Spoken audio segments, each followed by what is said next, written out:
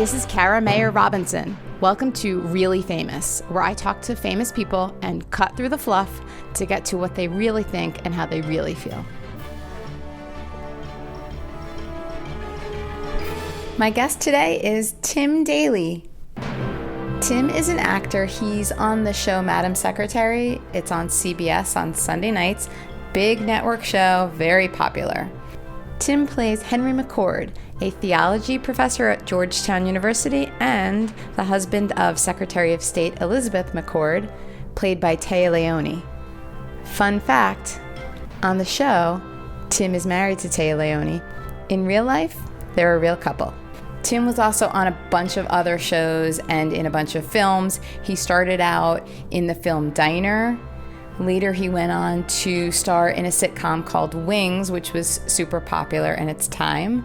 He was also in a Shonda Rhimes spin-off of Grey's Anatomy called Private Practice. Tim doesn't just act, he also is active in the community. He is heading up an organization called the Creative Coalition and the Right to Bear Arts. What it tries to do is drum up government support for the arts in the community and in schools. Tim and I sat down in his New York City apartment recently, and we talked about all kinds of good stuff. What it was like growing up as Tim Daly, an assortment of odd jobs he had along the way, what it's like to get recognized on a plane or not recognized, the shows he's been on, his sister Tyne Daly, what makes his brain short circuit from time to time, and what he really loves to do when he's not acting. Here's Tim Daly. So Tim, great to see you. Great to see you too. Here we are in New York City. You had been living in LA though for a while, right? I had, before I started Madam Secretary 3 years ago. Can it be that long? Yeah, yes. I think it's season 3, I checked. 3 years ago. I was living in Los Angeles, and I'd been actually looking for an excuse to move to New York for a long time because it's closer to my farm in Vermont that I love, where sort of my heart resides no matter where I am. And it's been fantastic. I love being back here. It's definitely a place where I feel a lot more comfortable. The only tragedy of it is that I'm farther away from my son, who I'm very, very close with. No, your son is Sam, right? Sam, yeah. And he's an actor? He is an actor. And he and his wife Marissa just had a baby, Owen. So I'm in granddad. Awesome. Which is awesome. Oh my God. Anyway, so that's... Wait, how is that though, really?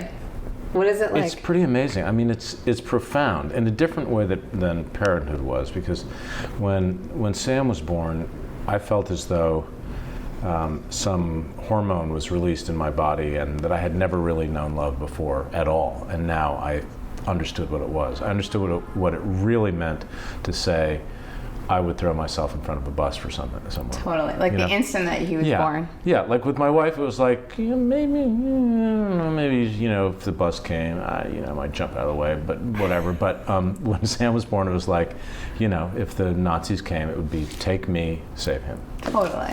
And that's, I think, as it should be with kids, I guess. It's just like you have this genetic imperative, which is to, recreate yourself only better and preserve that thing you've created at all costs. Yeah, and being a grandfather is a little different because there's this, this other set of genes that is introduced, and it's so fascinating. And also, I'm good with babies. I've always been a baby guy. I think because my sisters were a lot older and they started having babies and just handing them to me when I was, 8 or 9 years old. So I was always comfortable with them.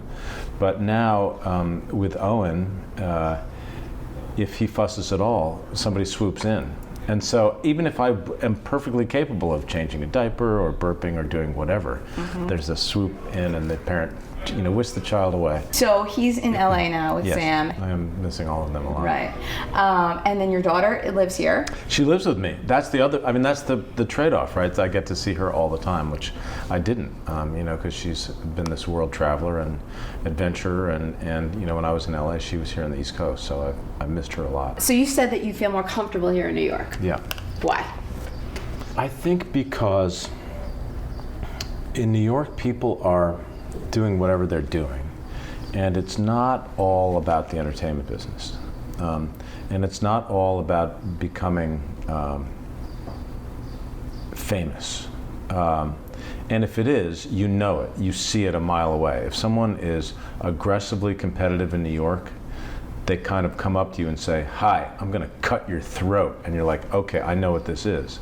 In LA, that same person who's going to cut your throat comes up and said, "Hey, dude, what's up? Hey, man, let's hang. Let's bro, what's up?" And you're like, "Okay, so this guy, like, how come I'm sensing that this guy with dreadlocks and, shorts wearing flip-flops wants to cut my throat when he looks like someone who wants to just, smoke a joint and hang out?" And the answer is because they do want to cut your throat. They are a competitive, climbing, relentless personality. It's just clothed in something different. So it's that sort of hidden, or that subterfuge that makes it more difficult for me to be in LA. And I think that also, I'm not an LA hater, but if you're not working in LA and you're an actor, there's no worse place to be, because there's always some place to make yourself feel bad, no matter how well you're doing. What do you mean, like where, what? Someplace? Everywhere, everywhere. It just feels like whatever your rating is, there's someone who's got a higher rating. Whatever your box office is, there's someone who's got a higher box office. There's always someone to make you feel a little less than you should. And part of that is maybe my personal problem, but I think a lot of actors feel that out there. Here, people are kind of doing their thing. And the other thing I like about being here is that there is the possibility of chance encounter.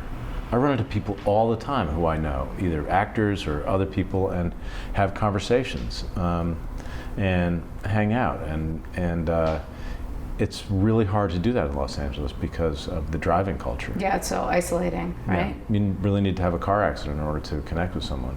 Right. So let's go back to the dreadlock guy. So you know this guy now. You can identify him at this point in your life, in your career.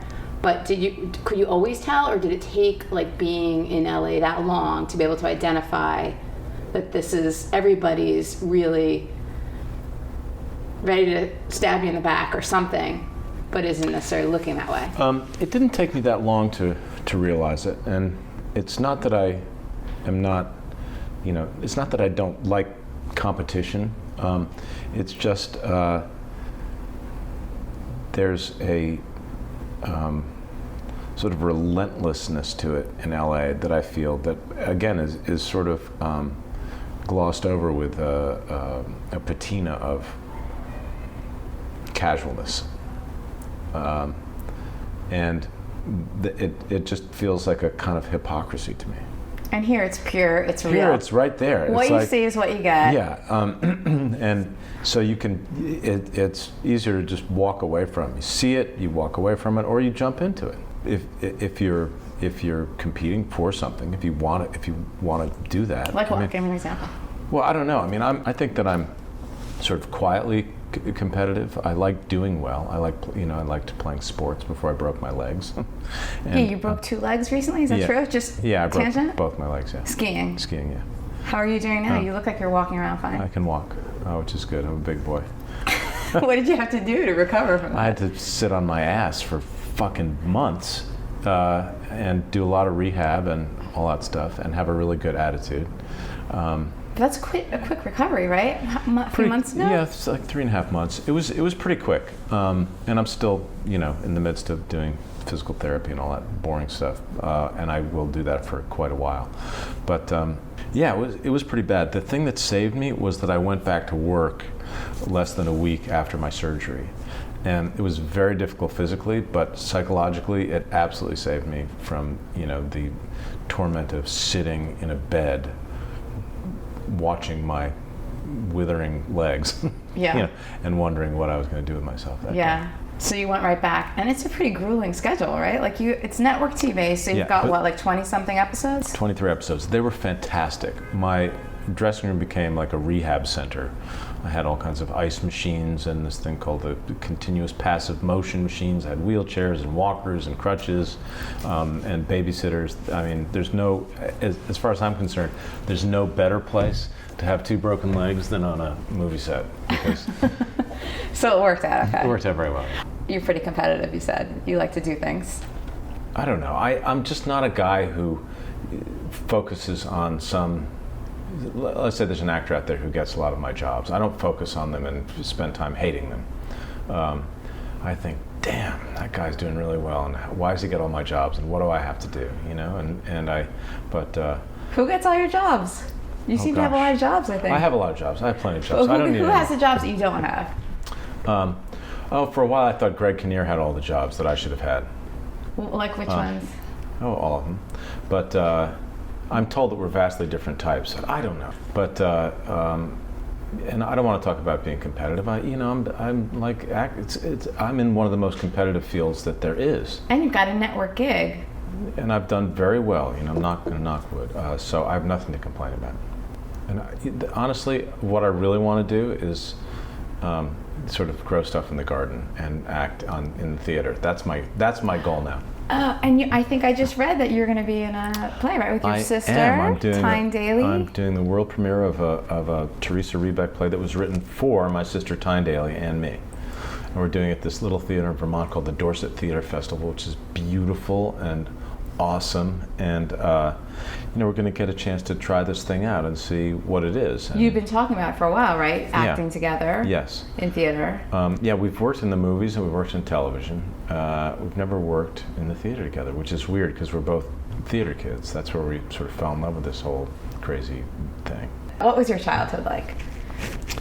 Well, my childhood was, it was interesting. I grew up in this little town about 25 miles from here called Suffern, New York, in Rockland County. And when I was a little kid, it was rural. I grew up in a big old farmhouse and was surrounded by these big pieces of property. And by the time I was about 7 or 8, people had sold off their farms and their properties, and in that sort of mid-60s way, developers had come and just flattened everything and put up split-level ranches. So there were suddenly thousands of split-level ranches surrounding my farmhouse, and this was back in the days when they were not artistic at all about saving trees or making the landscaping pleasant. It was just these straw lawns every place and these tiny little twigs that people had planted that were someday going to become big trees. But there were a lot of kids, so it became my haunt. It was an early '60s childhood. Got home from school, jumped on my bike, went to the neighborhood, and then there was the posse of kids that would decide what we were going to do, and it was usually some game: kickball, baseball, soccer, football. There was some sport activity that was played, and there was no adult intervention. It was all negotiated by children. There was cruelty and arguments and some kindness, and usually everybody was out there sweating and playing as hard as they could until somebody's mother, there was either a screaming voice or a bell or something saying it was dinner time, and then everybody dispersed. You have sisters that are older, so not just Tyne. You have 3 older sisters. They're a lot older than you? 13, 10, and 8 years older. And what about your parents? You really want to get into this whole saga? Please. Oh gosh. Well, my parents were, my dad was an actor, and my mom was an actress, but she gave it up when she had children. And my dad was, he was kind of, when I first saw Mad Men, it made me think of my dad. I remember my dad getting up in the morning, getting a close shave, putting on a suit and a hat, and going into Manhattan to audition for stuff, to have meetings as an actor. And that was just the way it was. That's how people behaved. So he would get all dapper, Don Draper-like? Yeah. For an audition? That's what actors did. You put on a suit and tie and you went to town, and because no one would have thought of doing anything different. It was disrespectful. Anyway, he made his living he did Broadway, he did some movies, he did a lot of live television, and and he did Summer Stock, which is where I sort of first fell in love with the theater, not as an actor, but as a place, as this magical place. Because when I was a kid, this is before suing and lawsuits and rules and all this stuff, you bring a kid to a theater and you just let him run. And I was climbing in the fly loft and hiding behind the curtains and creeping around backstage and going and bothering the stage managers and peeking out from the wings, to see the audience. And I just thought it was the coolest thing ever, because you were making this grand illusion and pulling the wool over an audience's eyes, and I knew all the tricks, and I knew when someone missed a line, and it was mostly in Summer Stock where I got to become immersed in that world, and I've never forgotten it, really. There's something about standing off stage in the dark and telling a story to people in real time that's just incredible. And so you were smitten right away. I was smitten, but I didn't know that I wanted to be an actor. I was smitten with the process and with the venue and the idea, but I wasn't sure that I wanted that to be my profession. I knew that people could do it because there were actors wandering around my house all the time, but I wasn't. Your parents' friends? Yeah. But I wasn't that impressed with actors. To me, they were just mostly kind of drunken adults. That's my perception of them. And they were entertaining, they were laughing and telling stories and being drunk and singing and reciting poetry. But as a 7-year-old, you want dinner. Where will someone please fucking feed me because I'm starving and you're telling stories? Right, so they're regaling each other with stories. Yeah, they're just having this grand old thing, and they're on theater time, right, which is dinner at 10:30 after the show, and I'm starving. I'm just trying to stay awake so I can get fed. So what did you do? Did you learn how to make peanut butter and jelly or something yourself? No, I found a way. I found a way to survive. But my childhood was very interesting, and. Basically, it's the story of my parents' marriage and the difficulties around that, and the time in the United States and the time in our social consciousness that came into play in my parents' marriage and their divorce, and my being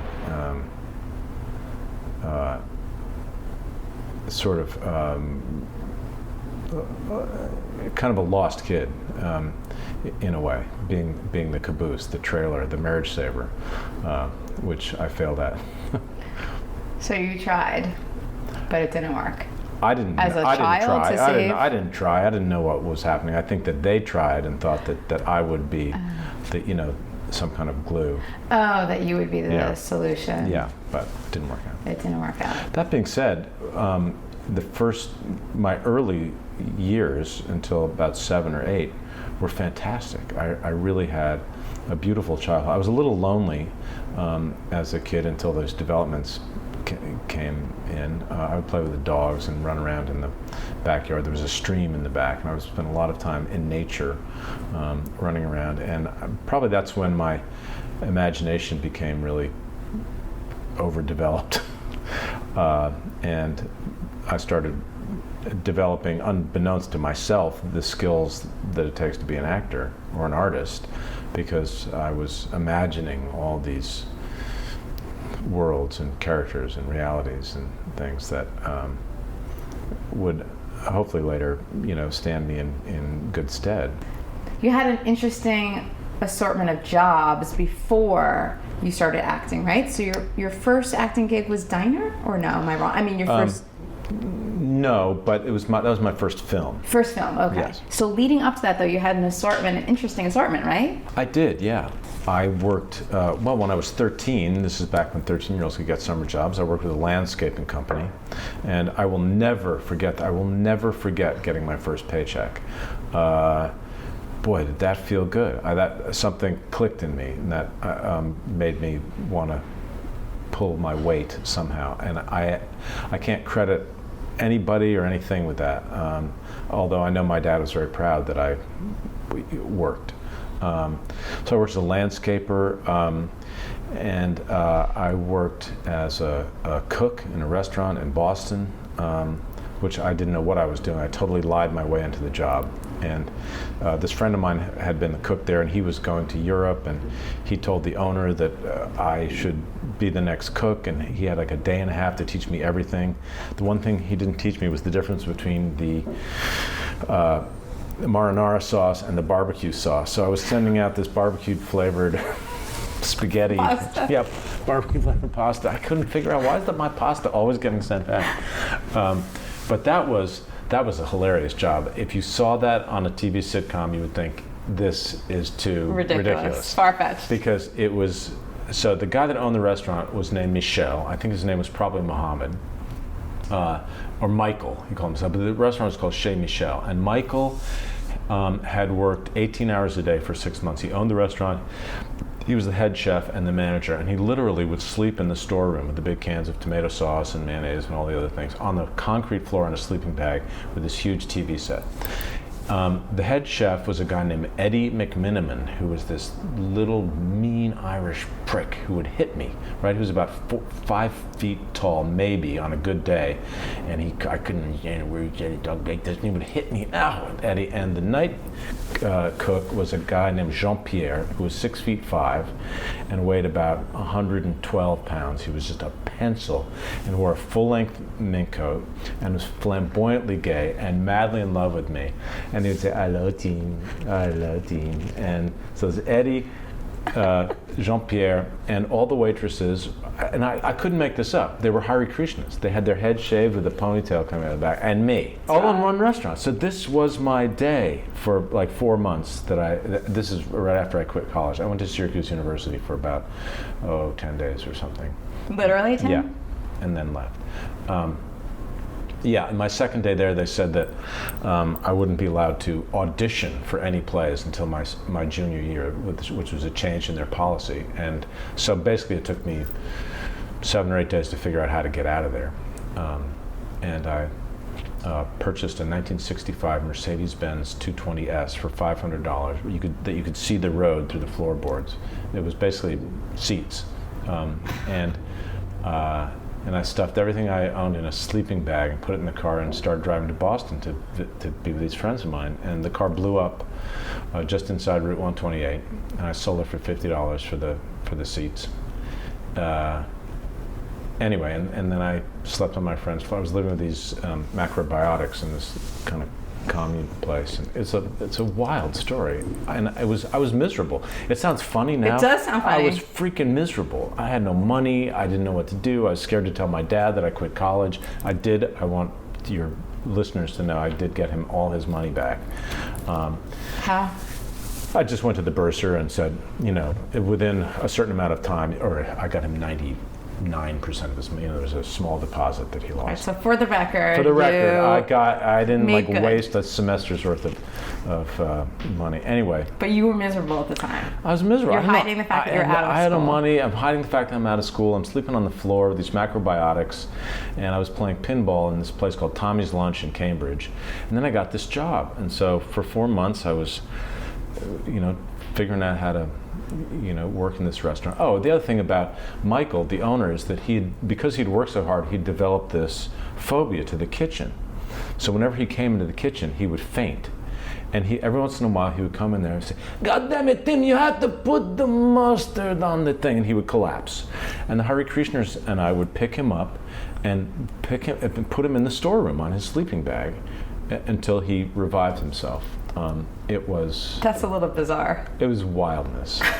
Anyway, one night, Michael and I, were sitting in the storeroom on his sleeping bag drinking, and he told me that I had better things going. He said, "What are you doing? You don't want to do this. You have other things going for you." So I went to Los Angeles and started working as an apprentice carpenter with this guy, and I met these Mexican guys who taught me how to do floor tiling and decorative tile work, and I started a floor tiling company for a little while. And your own company? Yeah, it wasn't, don't think like, a billboard or anything, but this friend of mine and I met this guy in Mexico who called himself El Primo, and he took a liking to us, basically because my friend spoke really perfect Spanish. And he shipped us 30,000 square feet of that beautiful Mexican terracotta tile to Los Angeles. And he had some kind of deal with the border guards because we didn't pay any tariff on it, nothing. I mean, it was just a truck showed up with all this tile, with pallets, and we stacked it in my dad's garage. He was living out there at the time.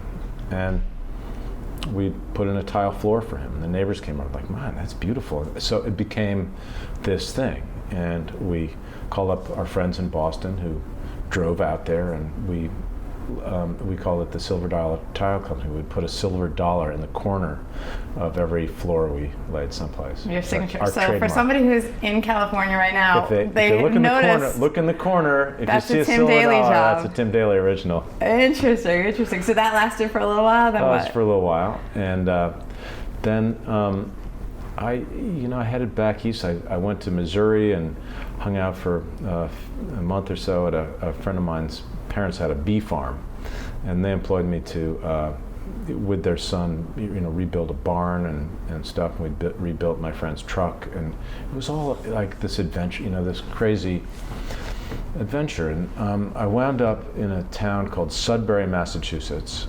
commuter, bedroom community for Boston. And I was pumping gas. And this was literally, I'm so old, this was before self-serve, right? People didn't pump their own gas. You pumped the gas, you cleaned their windshield. And that's when I realized that that's still the case in New Jersey, just saying. That's just a law, right? Yep. Anyway, that's when I realized that my mind was ossifying and that I needed to do something else. What, as you were like filling up somebody's tank, you're like, well, this is not... I actually found myself running down Route 9 in the middle of the road, screaming at some guy who had been an asshole to me and giving him the finger and sort of pressing it against the driver's side window during rush hour. And I actually, when I got back to the gas station, the people who were there, it was very funny. They gave me an ovation because they had witnessed what an asshole this guy had been, and they thought that my reaction was appropriate. So I felt vindicated. Anyway, I was not meant to be a gas station attendant, I guess. So what then? So that was the time when you said it's time. Then I said I have to go back to school. So I went to Bennington College in Bennington, Vermont, this wild, liberal, crazy place. And I was in the theater the whole time. I just did play after play after play. So between that time at Syracuse when you found out you couldn't audition and going to Bennington and just regularly acting, there was no acting going on? There was one bit of acting.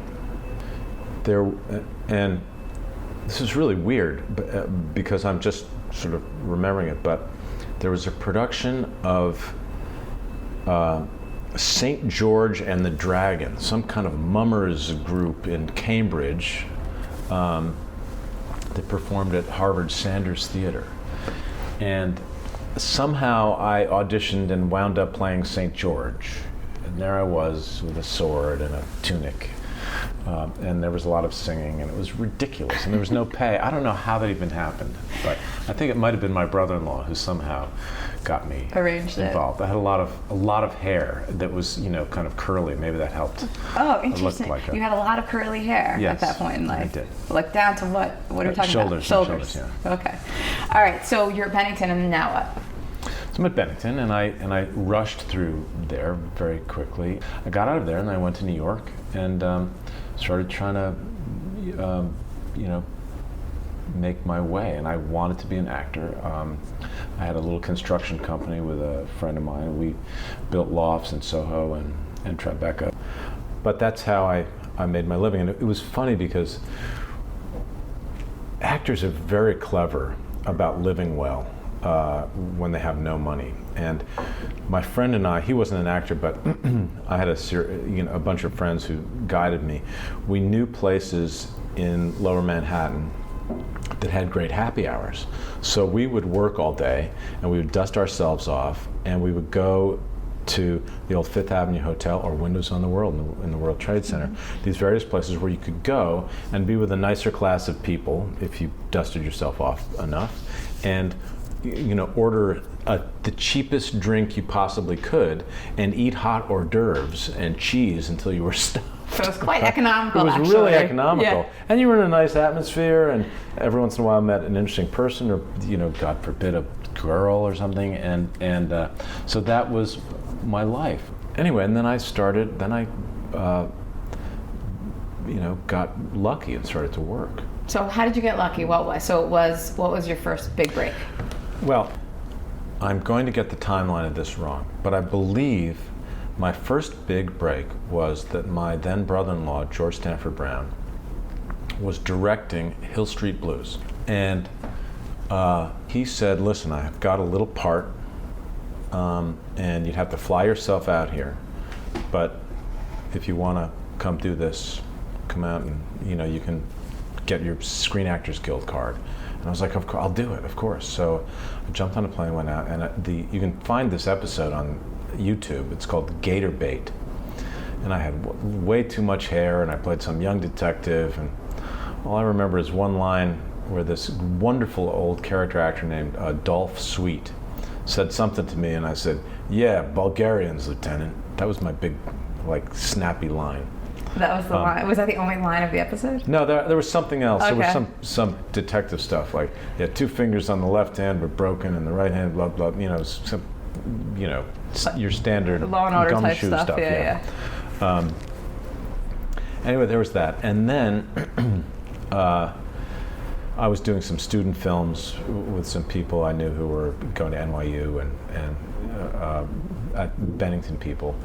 And then my sister called me up and said, listen, and this is before she was Tyne Daly. I mean, she was still Tyne Daly, but she was a workaday actress in LA doing episodic things. She had not done Cagney and Lacey. She was not a household name. And she had something that sounds to me like my worst nightmare, which was a women's poetry reading group where they would get together once a week and read poetry and drink wine. Sounds just like my idea. You couldn't wait. Oh, God. Anyway, so in her poetry reading group was a woman named Valerie Curtin, who was married to a guy named Barry Levinson. And they were talking, and Tyne said, what's Barry doing? And Valerie said, he's finally getting to do his movie, his childhood movie about, young guys growing up in Baltimore. And Tyne said, oh, well, you should see my kid brother. He's starving in New York, and, he's the right age.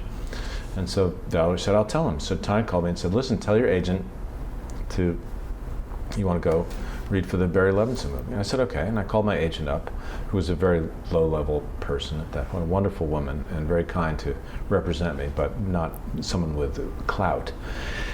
And I told her about it, and she said, no, you're wrong for this movie. There's no way. And I called Tyne back, and I said, they say I'm not right for it. My agent said, you're not right for it. And she said, let me call Valerie. So Valerie called Barry, and I was on some list. So I called my agent back, and they said, oh, yeah, they'll see you. So I went and met Ellen Chenoweth, and Ellen Chenoweth said, you're wrong for this movie. You're too young.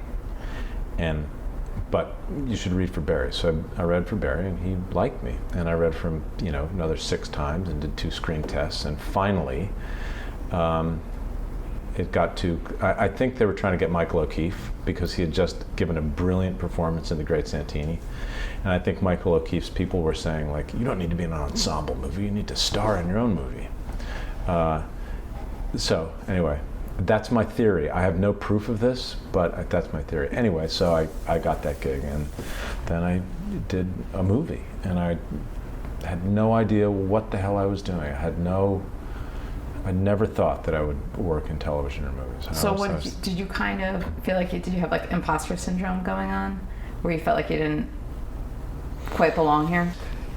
You know what it was? I had no relationship to the technique, right? I had no relationship to the fact that somebody would say, walk into the room and stand on a mark, which was a piece of tape on the floor. And if you don't stand on the mark, you'll be out of focus and you'll ruin the shot. And if you're over here, you block someone. So I felt physically so stifled by the precision of filmmaking, and the fact that there were 100 people who were not in an audience, but 4 feet away from you with cameras and lights and microphones. It was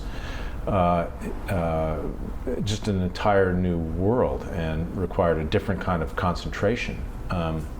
And I would love to have Diner back. I would be good in that part now. I was okay. I mean, I think that all my nervousness and my tightness played into that role pretty well, because he was a guy who was under a lot of pressure and feeling restricted by his girlfriend, his family, and he was feeling that he was beyond, maybe a little bit, you got the sense that maybe he was a little bit beyond these guys he was with, that they were going to sort of stick there and he might get out.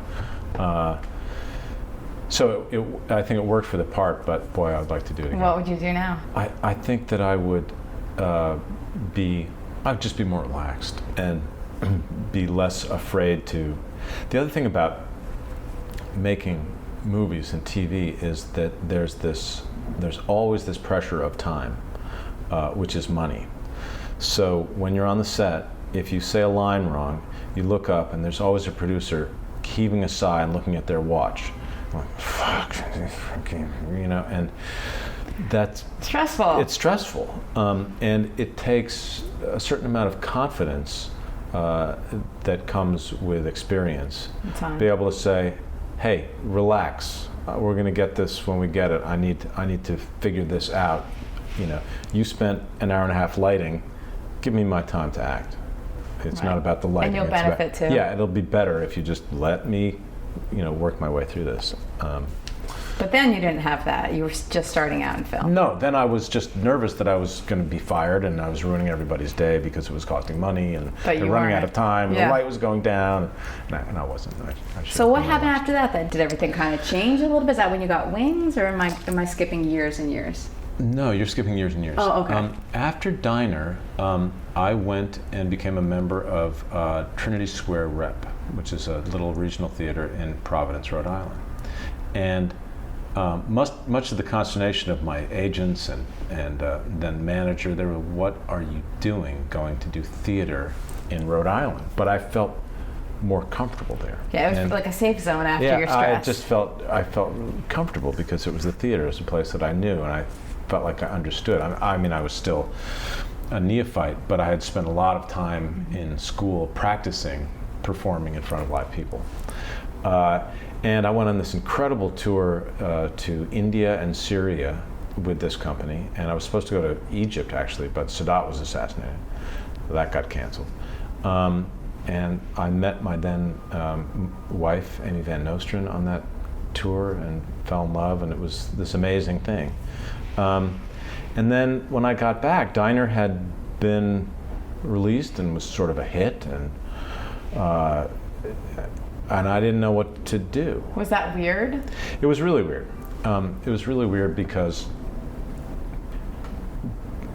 I then made a lot of mistakes in terms of what you do with a career, because I then considered Diner to be my artistic watermark, below which I would not fall. And I was offered a lot of movies. And I thought, this is just a stupid comedy. This is blown. In other words, I could have done some movies that may or may not have made a lot of money and would have given me the opportunity to do a lot of other things. But I was being snobby and young and stupid and an artiste.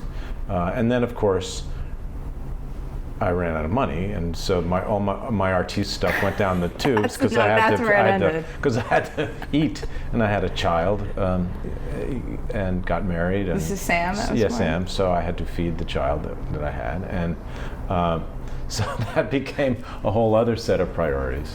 But I don't really regret anything, because how can you? It turned out well. I've got Sam, I've got my beautiful It all contributes to who you are now, what your life has been. Yeah, and the truth is that being sort of medium famous is a lot better than being really famous, because I can still navigate in the world, and I like that. I like being able to go to the deli and not have people bother me. So people don't recognize you generally, or they do maybe half the time or something? They do. I mean, it's sometimes they do and leave me alone. Sometimes they do and they're very sweet. They're a lot nicer about it in New York. In New York, they're very sweet about it and very complimentary most of the time. And a lot of times they have no idea. About 3 or 4 times a year I'll be on a plane or someplace and I'll have a conversation with somebody. But usually it's on a plane where you spend quite a lot of time with someone. And we'll strike up a conversation and they'll finally get around to saying, what do you do? And I say, I'm an actor. And they go, oh, they perk up and say, oh, really? What have I seen you in? And you know, I would say, well, I'm currently doing a show called Madam Secretary. And they say, Madam Secretary, that is my favorite show. My wife and I watch that every single Sunday night. Who do you play? Shut up. And I say, I played the man that looks exactly like me. And then they blush and say, oh my God, it is you, that's you, oh my God. So That's crazy. It's crazy. It's kind of like What is it? Well, I think it's either that I'm very bland and people don't associate me, or I'm a really good actor and I'm so different from the characters that I play that they don't even see it. But I don't know. You know, in this apartment, there are 3 different drawings of me by Hirschfeld. And Hirschfeld, which is a huge honor, and Hirschfeld could not have gotten me more wrong each time. There's nothing about me that Hirschfeld saw that made him think that is what captures that guy. And I can only think that someone with that eye, with that instinct for looking at someone's character and saying that is the specific thing that makes them quirky or interesting, and to have missed it 3 times with me means that I don't know what it means. Maybe you're like, are you morphing all the time? I hope so. I mean, my hope is that I'm chameleon-like enough that my personality does not. My personality is not what I play when I'm doing working as an actor. I'm playing a character that disguises who I actually am in real life. Right. And then on the bad days, it's like I am like a fucking manila envelope. Like no one would look twice at me because I'm just a paper bag. So it's one of those 2 things. It's so interesting. That's weird, but I guess it's almost like a study in human behavior or whatever that you get to witness by the way that people respond to you. And then other times they know who you are. Yes, I mean, it's funny when Tay and I are together. It's interesting because someone will look at us and say, Mr. Daly, I love you on Madam Secretary. You're just wonderful. Thank you so much. It's great. And they'll look at Tay and just kind of nod and walk away. And I'm like, really? They didn't? Okay, whatever. And they'll do it the other way around. But that's interesting. Why are you saying that they don't recognize her, or that they, for some reason, approach you more? No, but it goes the other way also. They say, Miss Leoni, Madam Secretary's my favorite show. I love you. And they'll give me a little nod like, I have no idea who you are. And we're standing there together. Oh, weird. So I would have to think that they recognize both of you then. That would be my analysis, that they do, but for some reason, some people just feel more something towards one of you. Look, it happens to me also. I think that when you see people who you recognize from something out of context, your brain short circuits a little bit. I sat next to Mario Batali at the premiere of The Sopranos at Radio City Music Hall. And the entire time I was thinking, did I go to school with this guy? Did I work with him? I thought he was an actor. I couldn't get it. And he has a very distinct... He's very distinct. I couldn't get it. Right? Meanwhile, I'd watched 1,000 episodes of whatever cooking show he Sure. Iron Chef or something. But seeing him not in a kitchen weird, was like... yeah. Because it's out of context. Yeah. Sopranos. You told me a little story about it last time. There is a story about it. You were in The Sopranos, so there's a connection with David Chase. You knew him before? Yes, David. The first thing that David ever directed was Universal Studios were doing remakes of Alfred Hitchcock Presents, which was an anthology show that Alfred Hitchcock did, and there were modernized, upgraded versions of those stories. David had written one, and he was getting a chance to direct. So I drove over to Universal, and I went in and I auditioned for this part. It was called Enough Rope for Two. And I walked out, and as I was closing the door, I said, "Thanks very much," and I closed the door, and I turned to the assistant or the secretary who's sitting at the desk, and I took the script, and I said, "Well, that is one job I don't have to worry about getting." And I threw the script in the trash because I had never, to that point, felt so much hostility and hatred in a room. I had been offered the job before I got home, and I couldn't figure out what it was. And I said to David when I finally got the job, I said, "David, I thought you hated me so much." And he said, "Listen, that's just my face." It's like have you heard this term? I just heard this recently. RBF? Yes, resting bitch face. Uh-huh. Well, David Chase is the epitome of that. He looks like someone just murdered his family when he's relaxed. And I thought it was hatred. Anyway, we had a great time. Just from his face, you felt that much that you had never felt in another room before? It was just like he just thinks I'm the worst actor in the history of the world. Turns out not to be true. Anyway, then the first... So you got that gig? I got that gig, and then he created a TV show, wonderful TV show, way ahead of its time, called Almost Grown, that he cast me in, and it was kind of an actor's dream. I got to play between age 17 and 40 in any given episode, so it was all cars and costumes and makeup, and it was way too complicated for network television. I mean, CBS did not know what the hell they had. Surprisingly, they even picked it up, right? Well, yeah, I mean, but HBO didn't exist. Cable didn't exist then. It was a joke. This is 1987 or something like that, right. 88. Anyway, but I just got David. I got him, and he got me, and we had a really good time together. And then when he did The Sopranos, he invited me to the premiere, which was a little screening room, and I came, and I was floored. I was absolutely stunned by how artistic this was, a TV pilot. And he was like, fucking CBS didn't pick it up, this asshole. No, on HBO, who knows? No one will see this, no one will see that shit. And I was like, David, what are you talking about? I said, just wait. And then it, of course, became this juggernaut and built HBO. I mean, that's what HBO was built on, was that show. And he would still bitch to me, from time to time. Yeah, it's not a movie. I would say, David, you know what? You're basing your... he wanted it to be a movie? Well, but his whole...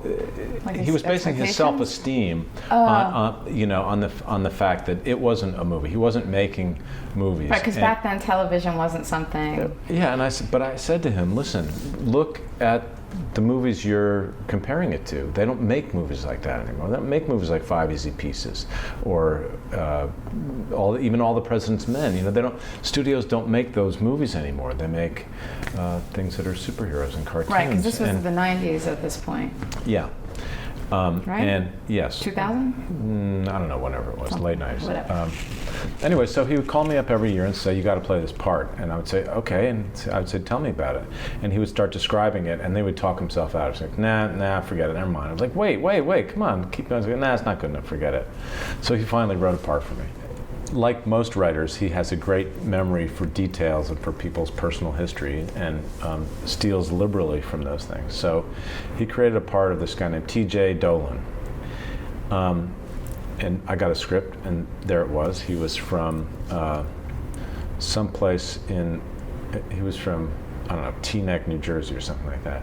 So I said, this is great, this is fantastic. It was Christopher's buddy from rehab. And then I got another script with different pages, and it went from being T.J. Dolan to J.T. Dolan.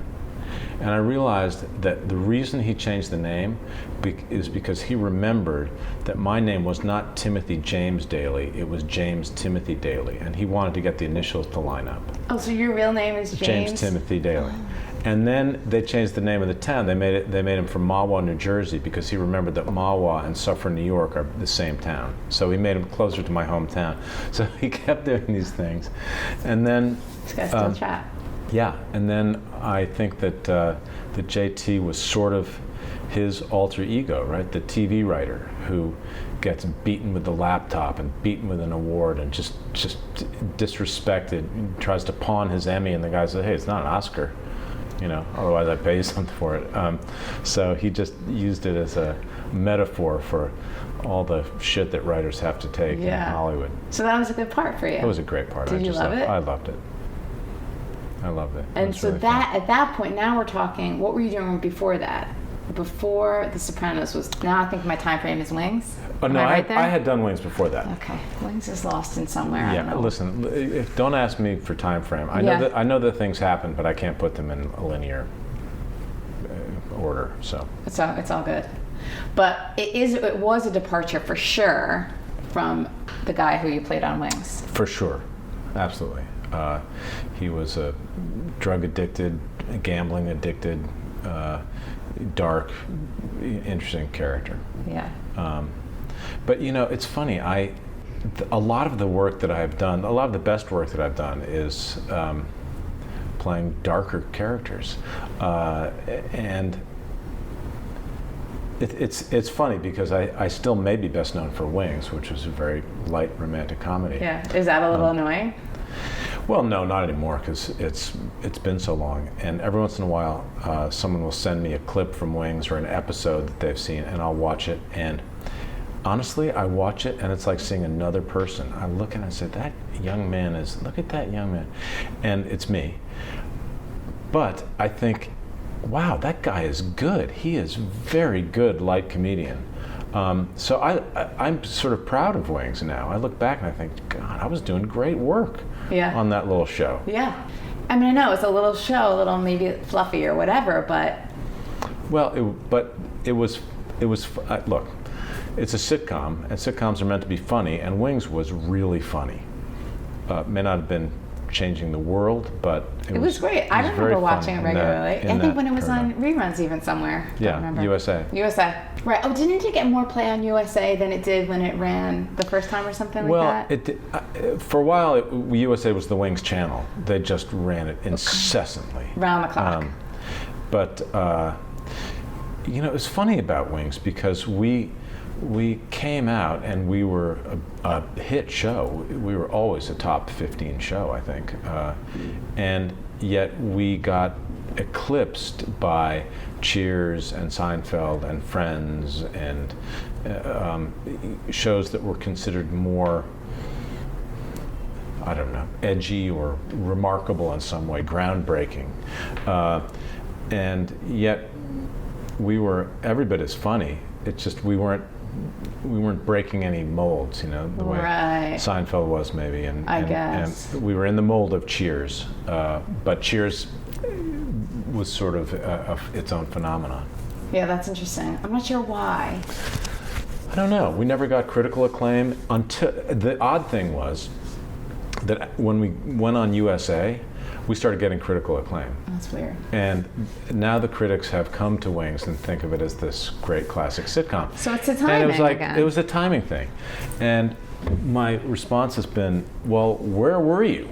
Like, what the hell? Yeah. And you told me a story, you think about Tony Shalhoub was working with you and Steven Weber. You had a lot of good actors together. Yeah. But it got a little frustrating, I think, after a while. You were all ready to kind of do something a little more challenging? It's not. I think what it is that there was a group of actors who were really good actors and actors who really wanted to explore the human experience. So there was always one of us who was hanging from the ledge, because no matter how great a sitcom is, even if it's absolutely excellent, which Wings was, it deals with a small chunk of life. It's a paradigm that only goes so far one direction or the other. And so, Tony wanted to do something dark and edgy and this, and so we talk him off the ledge, and then Steven wanted to do something wild, and we talk him off the ledge, and I wanted to do something. So there was always someone who was kind of thinking, this is so limiting. Yeah. Doing these silly jokes. But it was like every week. Yeah. So, we would talk each other into. Yeah. So what would your dream role be now? So you would want something more dramatic?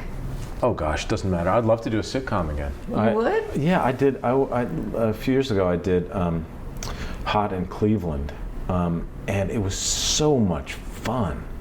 My gosh, it was fun. It was. Why is it more fun? Is it because it's just a lighter mood on set? Well, it's shorter show. I mean, it's fun because you get to do it in front of a live audience, and you get that instant feedback, which of course is natural for you to be in front of that live audience. Yeah, which of course you don't get when you do movies. I mean, telling a story in real time it's a lot more interesting to me because whatever the experience of it is lives in people's memories. It's not, recorded for all posterity, and it's not edited in a way that you didn't see it. Everybody remembers it slightly differently. Everybody laughs harder at different jokes. That everybody is moved by different things, but it's an experience that you share. So I'm getting very deep about a sitcom, but it's just fun, and it's also doing Hot in Cleveland. I guess I did 5 or 6 episodes. Reminded me that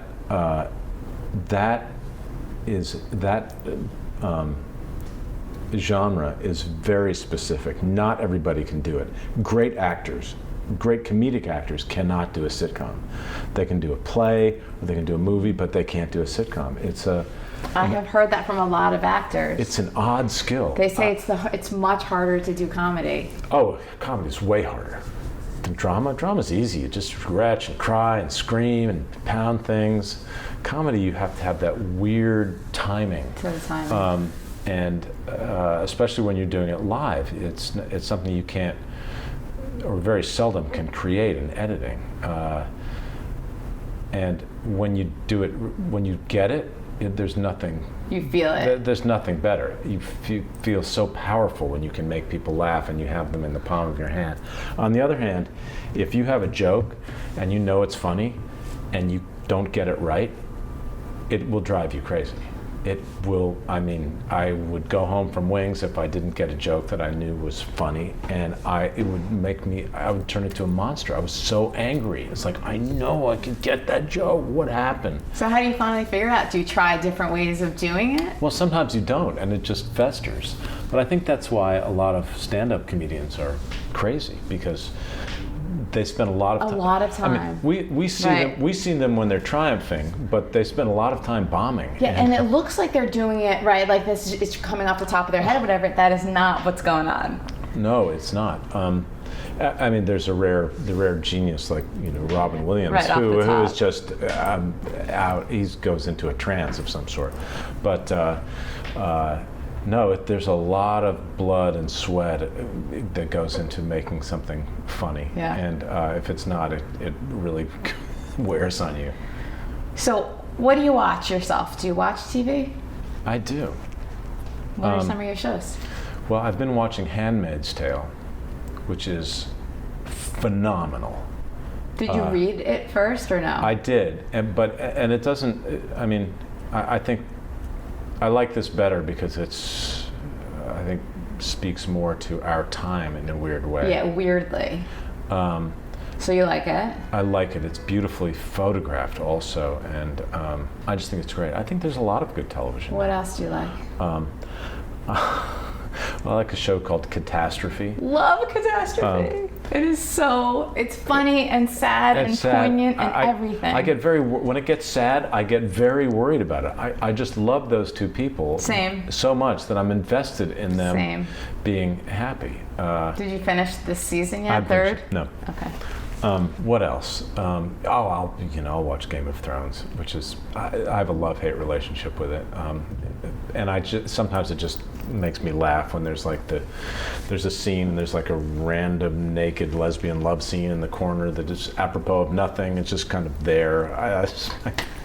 Oh, there's your random naked lesbian love scene. Whatever. But the spectacle of it is fun. Oh gosh, I'm trying to think what else. I'm on a network TV show, but I'm not much for network TV. Not because I don't appreciate it. I think that there's a lot of good work, a lot of good acting, a lot of good directing and photography. It's just the format of it is something that I've now spent 50 years watching, and it's the false climaxes. And it's funny to me, actually, because I think that in network shows where something happens, then there's a commercial, and he comes back, and then what just happened is reiterated. I think I want to send a memo to the heads of the network saying, like, hey, people have DVRs now. Yeah. So when they get up to pee or to make a sandwich, they just press pause. You don't have to tell them. You don't have to recap every freaking time. They'll figure it out. But it's still. But it's still done that way. It's still done that way. And a lot of people still watch it, I guess. But probably not the numbers that used to. But I think a lot of America still is watching network TV. Of course, and they should, because it's good. Madam Secretary is a good show. And I know a lot of very smart, well-educated people who absolutely love it, and that makes me happy. Right. I think you said that, like, this is what you told me once. You were on the show Private Practice. Yes. And Madeleine Albright told you that she watches it and loved your character, remember? Well, yes, she loved Private Practice. She loved Private Practice, which was surprising to you. It floored me. A show that it was not my proudest moment. Aside from work, aside from TV, acting, what do you do for fun? How do you unwind? That's a good question. I really do. When I turned, I don't know, maybe 30 or something, some primordial Irish gene was released in me, and I really like scratching around in the dirt. I love growing things. It sounds really boring, but I like putting a seed in the ground and putting water on it and watching it grow, and then having food that I eat off of it. It's a miracle to me. I love that. So I do a lot of stuff. I love to cook. I love to grow food. I love to play guitar and ukulele. I can't. Taya gave me one of the biggest compliments ever. She said, you're one of the purest artists I've ever known. And I said, why? And she said, because you always make something out of, you never leave anything alone. You're always making something. And I thought about it, and it's kind of true. I'm always building or altering or creating something out of something. And you were, even when you were making tile, right? Or doing floors, you were creating floors. Well, sort of. That didn't seem so creative. Well, you made something with silver dollar. Well, yeah. I mean, that's my little homage to creativity, but that seemed more like back-breaking hard labor to me. Okay, so we'll wrap up with two questions that are paired together. Okay. Number one is, who do people generally think that Tim Daly is? They mostly, when people write my biography, they get it totally wrong. They think, prom king, captain of the football team, grew up in Southern California, golden boy, kind of most likely to succeed. They could not be farther from the truth. Nothing. Has nothing to do with who I am or how I grew up. So who are you and how did you grow up? Or are you for real?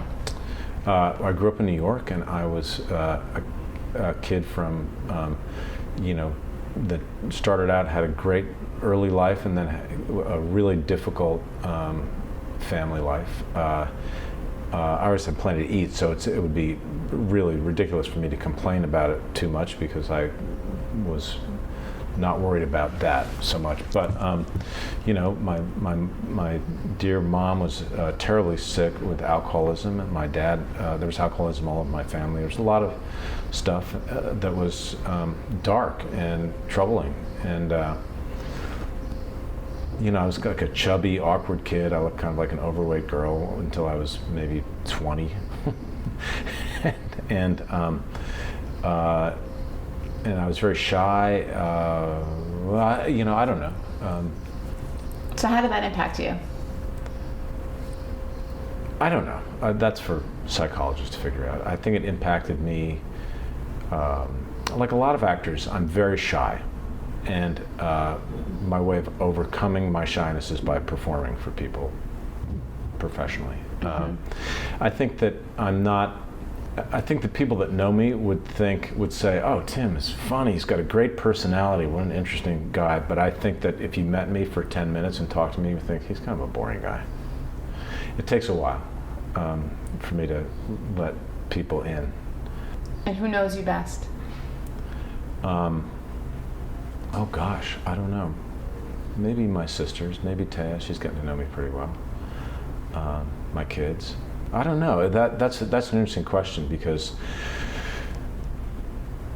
doing this play with Tyne and having this spread in age between us, one of the things that we talk about a lot is how in a family and in life, people have different experiences of who you are. Tyne and I had the same two biological parents, and we had completely different parents. Our experience of those two people is entirely different because of where they were in their lives, what their chemistry was with her, and what their chemistry was with each other during the period when she was coming of age. Totally different from me. I got the very best of my dad and the very worst of my mom. And then that best of my dad was taken away from me when he left, which was, remains a sadness for me, because my dad loved me, I loved him, and my parents decided that my exposure to him should be limited, so I didn't see him. And then he died very young. So a lot of what I wonder about is what really was my relationship with him. What would it have been if we had known each other better for longer? And also, what would my career even be had he not died? He was my safety net, and he died when I was 21. What would my life be like had I had no place to fall other than through the cracks? These are things that you play out psychologically, and we'll never know. Never know, but they're big questions. They're big questions, but hey man, I'm doing okay. I have a nice apartment. I have great kids. I have a beautiful grandson. Tim, thank you so much. Thank you. I appreciate it.